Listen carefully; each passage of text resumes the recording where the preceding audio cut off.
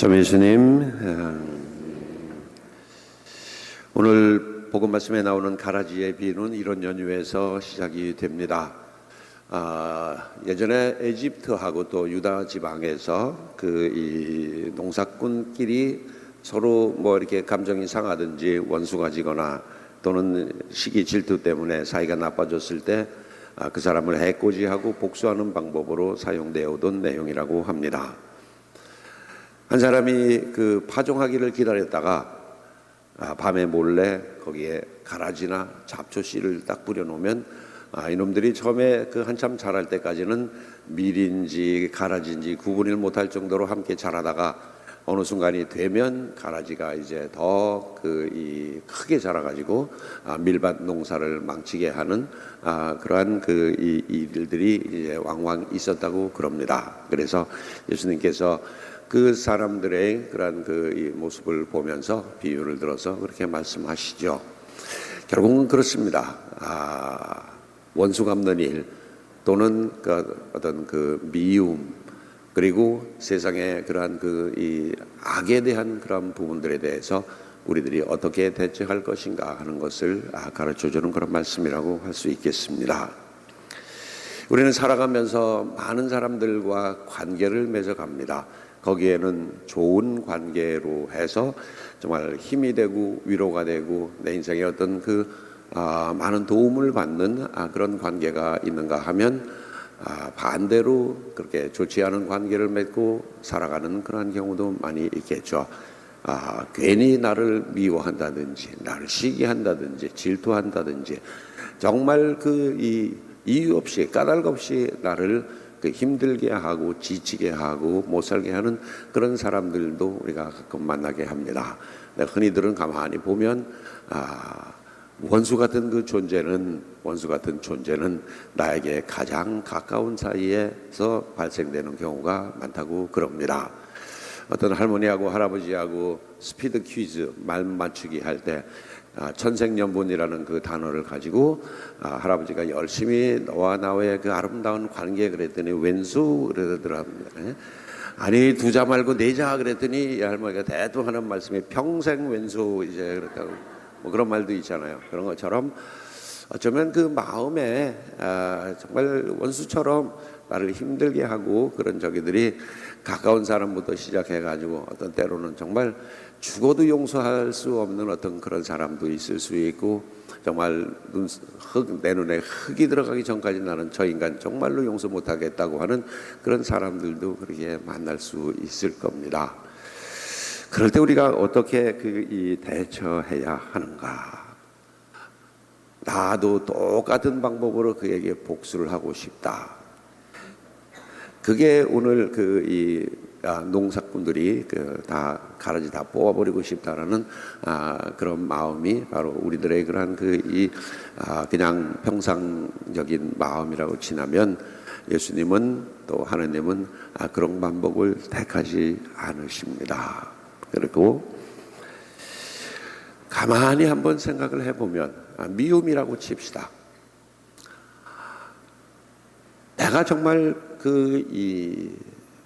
저 사람이 정말 죽어도 용서가 안 되고 정말 미워서 도저히 오히려 참 힘들다라고 하는 그 사람은 내가 자기를 그렇게 미워하는 것을 알까?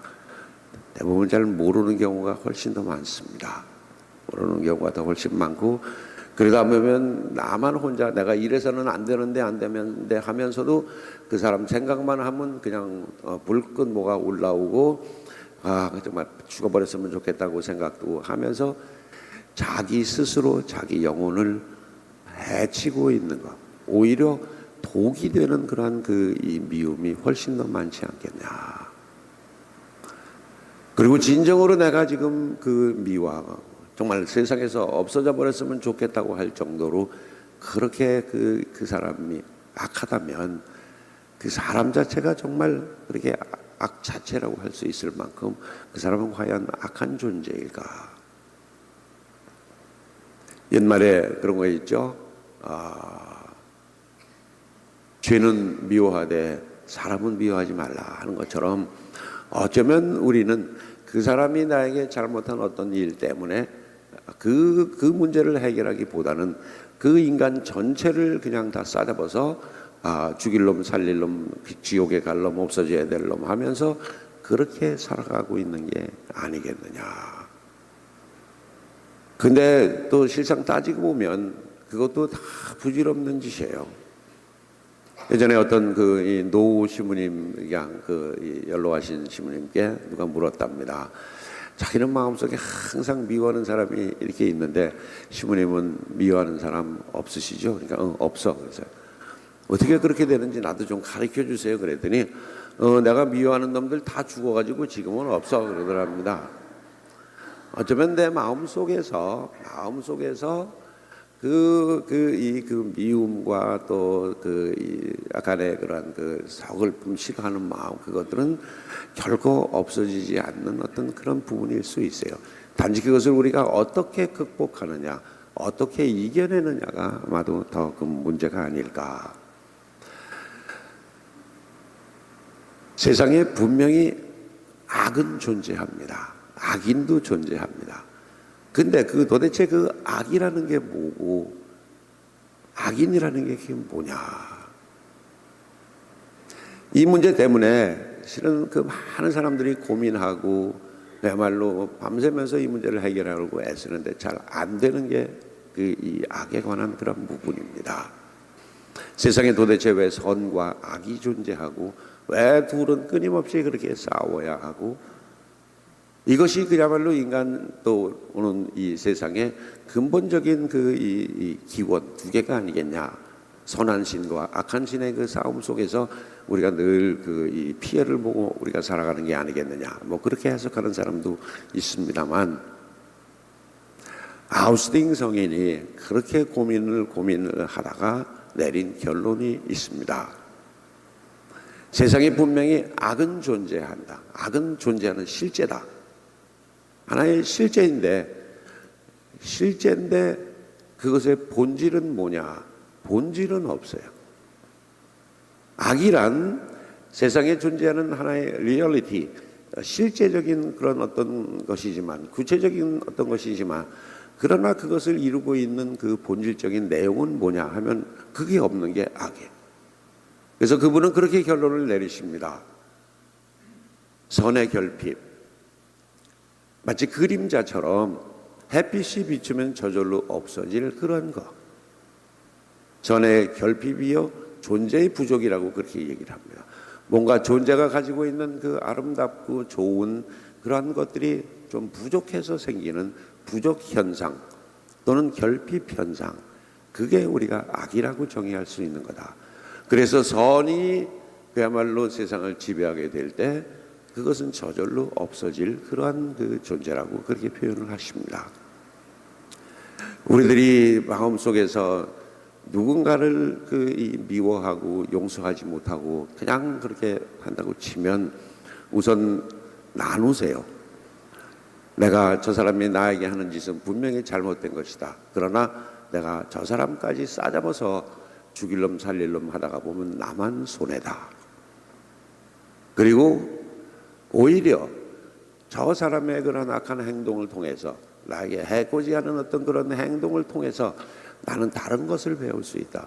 어떻게 보면 기다림을 배우고 인내심을 배우고 또 그것을 통해서 내가 점점 더 강해지고 성숙할 수 있는 하나의 어떤 교훈을 그 안에서 얻을 수 있는 지혜를 찾는 게 우리들의 몫이 아니겠냐. 용서 끝까지 안 되시는 분은 용서하지 마세요. 그냥 대신 나도 그런 존재가 하나 있었어. 그런 사람이 하나 있었어요. 난 정말 죽어도 이 사람 용서가 안 된다라는 사람이 있었는데 그 사람 죽었어요.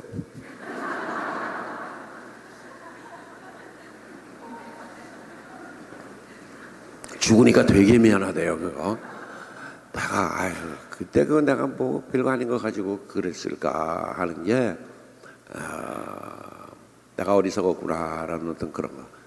차라리 뭐 있든지 기다리든지, 오늘 성서 말씀에 하느님께서 세상의 악을 다스리고 우리를 이끌어가는 방법은 우리들의 감정하고는 다르다는 것을 오늘 성경 말씀은 보여주십니다. 오히려 선으로 착한 행실로 그것을 이제 감싸고 그에게 빛을 줌으로써 그 악한 기운이 없어지게 만드는 어떤 그런 방법.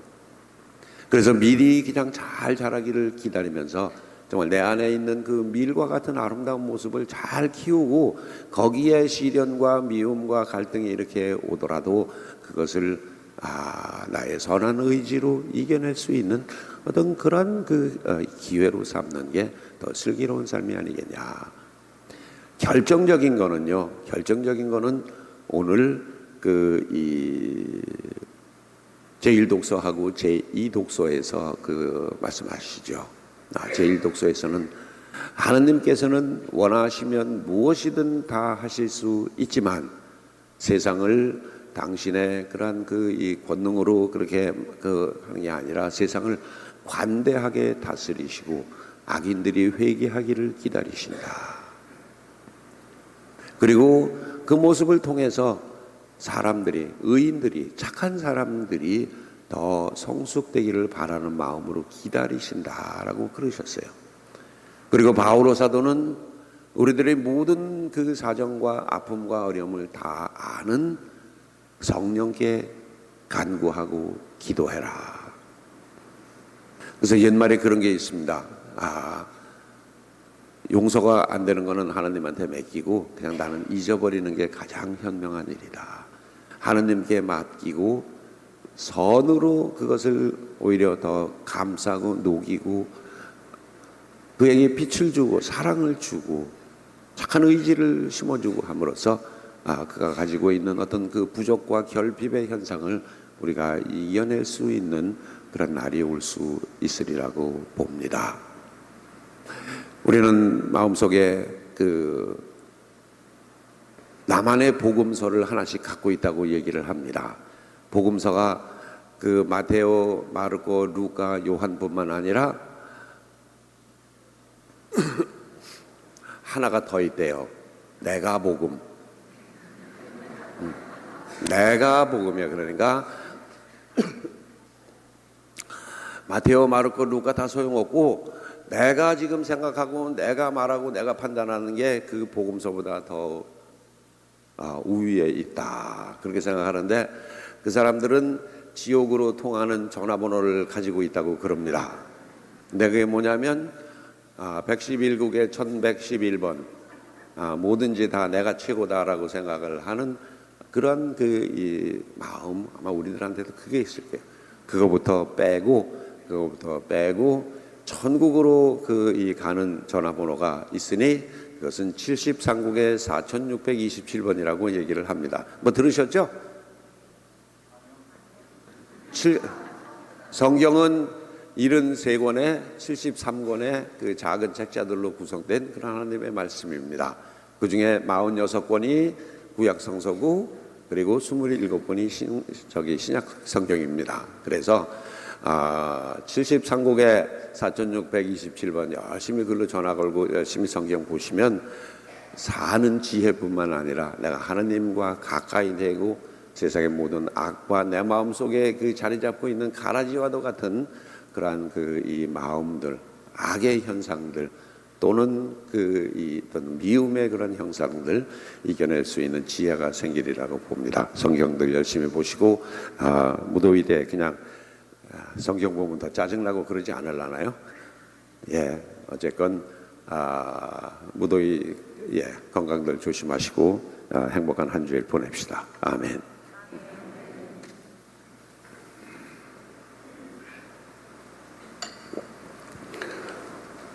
모두 일어나셔서 우리 신앙 고백 함께 합니다. 전능하신